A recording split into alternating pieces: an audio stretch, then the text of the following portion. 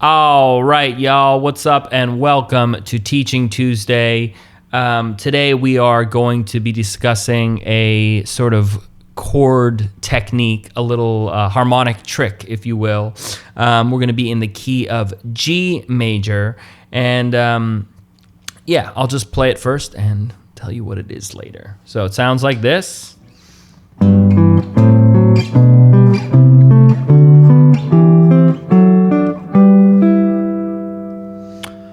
All right, so so basically what we're doing is, we have our chord scale in the key of G major, and that's going to look like this. If you don't already know it, definitely brush up on that. So it looks like this. Kind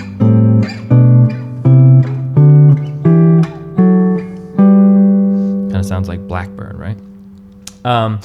So that's just kind of basic meat and potato major chord scale. So definitely learn that if you don't already know it. But we're doing basically a trick based on that chord scale. So we're taking the inner voice of this chord, and that's going to be the seventh in the case of this G major. And then we're going to move it down one step in the scale. So we're moving the seventh down to the sixth. And then we do that again on the A minor, the seventh of the A minor, moving down to the sixth. And those are kind of actually like pretty common tricks on those chords. So like we've talked about that before, if you have I'll Remember April or something, right? And you can use it in a lot of different contexts too. And then this A minor is really reminiscent of a 2-5. But if you keep the A at the bottom, then we have, that's what we have in our little concept here. So we can basically take that concept and just move it, throughout the scale all the way up. I did actually switch strings at a certain point on the E minor, and I did that very consciously because it is actually pretty tricky to do the D7 on the fifth string. It's kind of awkward. You can't really sustain the root note. So I did do that on purpose.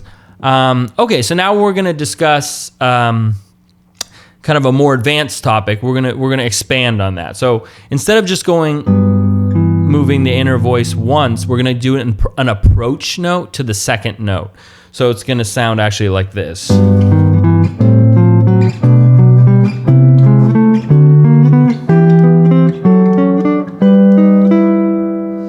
Okay, so now, we're adding an approach note to the second note. We're going to have chromatically down. And so this is basically, in almost all these cases, not diatonic. So it is a little bit of a kind of more lush sound, a little edgier sound. So in this case, we're going 7, sharp 5, 6th, right? And then, in this case, it's 7, sharp 5, 6. I guess it's kind of always that thing in some capacity. But that's a kind of little expansion on that first concept. Now I'm just going to show you a little trick how to use this in the context of a song. I mean, you can use it in a lot of different ways, but I'm going to show you one little trick. So just say we're on G major. We can kind of go up the scale, but we're going to add like a chromatic passing chord, if you will. So I'll just play it first. So it sounds like this. Okay, so that's kind of in Reflections a little bit, the Thelonious Monk song, but you can also just superimpose that over a G major. So we just did G major. We did like the first concept on G major, A minor, and now I added a B flat minor in there. And I did the same pattern that we have on the A minor. And then I brought it back to the diatonic, third chord that would be in our earlier set. Cool. So that's our little harmonic trick. I like to say, I think I've probably talked about this before, but in the sense that people have a robust vocabulary in terms of single notes and single lines. The same is true of players who have like a big harmonic palette. They just have kind of, in a sense, a lot of tricks up their sleeves in terms of, a lot of licks in terms of harmonic language and substitutions and voice leading and stuff like this. So if you build a lot of these sorts of tricks, that's going to get you to the point where you're a very strong harmonic and cordial player. So maybe we'll do a few more of these so I can help you guys get there. But I hope you guys found this video helpful. Thanks for tuning in to another Teaching Tuesday.